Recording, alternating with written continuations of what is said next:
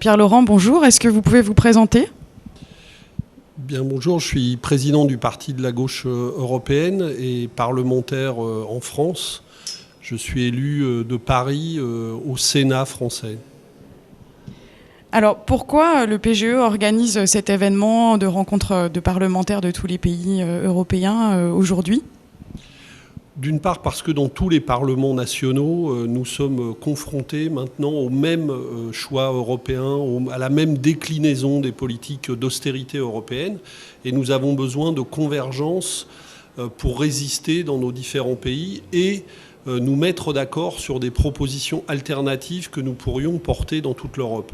Et puis, deuxièmement, les politiques d'austérité sont accompagnées de politiques de dessaisissement des décisions politiques de plus en plus importantes. Donc nous avons besoin, nous les élus de la gauche européenne, et avec les citoyens qui sont privés de la possibilité d'intervenir, nous avons besoin de construire ensemble, de reconquérir du pouvoir. Et nous voulons, à travers notre coopération de parlementaires européens, construire des passerelles avec le mouvement social pour rendre du pouvoir aux citoyens dans les choix politiques, alors que tout est fait pour confisquer ces choix politiques au plan européen et écarter les parlements, les citoyens, les syndicats de toutes les décisions. Alors, la première partie de la journée s'est déjà déroulée. Quelle est votre appréciation de la matinée et quelle perspective pour la suite ? Je crois qu'elle nous a permis de conforter notre diagnostic commun de la situation. Dans chaque pays européen, tout ce qui est décrit, c'est un enfoncement terrible dans la crise. Donc nous avons raison de demander des ruptures avec ces politiques.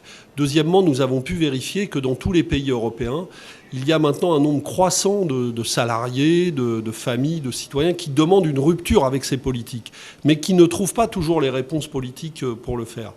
Donc je crois qu'on se dirige dans cette journée vers la décision de mener des campagnes politiques communes à l'échelle européenne. Par exemple, la définition d'objectifs que nous pourrions retrouver partout, dans chaque pays européen, portés de la même manière. La taxation des revenus du capital pour alimenter des politiques de lutte contre les inégalités, des politiques de reprise en main du secteur bancaire ou une autre utilisation du rôle de la Banque centrale européenne pour permettre aux États de ne pas être obligés d'aller chercher de l'argent sur les marchés financiers en se faisant racketter par les banques et par les marchés. Et il y a d'autres propositions comme ça que nous allons pouvoir porter en commun et je crois que ça nous donnera de la force dans chacune des institutions où nous nous battons, mais ça donnera de la force à tous ceux qui cherchent des alternatives politiques en Europe. Merci. Est-ce qu'il y aura un nouvel événement de rencontre de parlementaires de prévu ? Est-ce que vous le souhaitez ? Écoutez, on a déjà un premier rendez-vous qui est le 14 novembre. Il y a des grandes mobilisations syndicales dans toute l'Europe, syndicales, sociales, politiques. Donc nous allons être présents dans ces mobilisations sociales, dialoguer avec ceux qui manifesteront ou qui seront en grève ce jour-là dans toute l'Europe.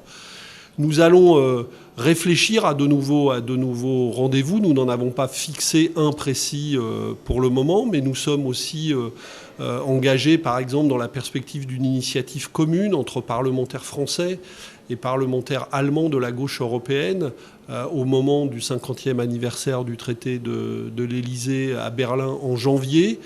Donc nous avons décidé comme ça de construire, chaque fois qu'il se passe une mobilisation dans un pays européen, de donner à voir la solidarité des autres forces de gauche européenne avec cet événement-là. Nous voulons rendre visible en permanence la convergence et la solidarité entre forces de gauche européennes. Merci beaucoup.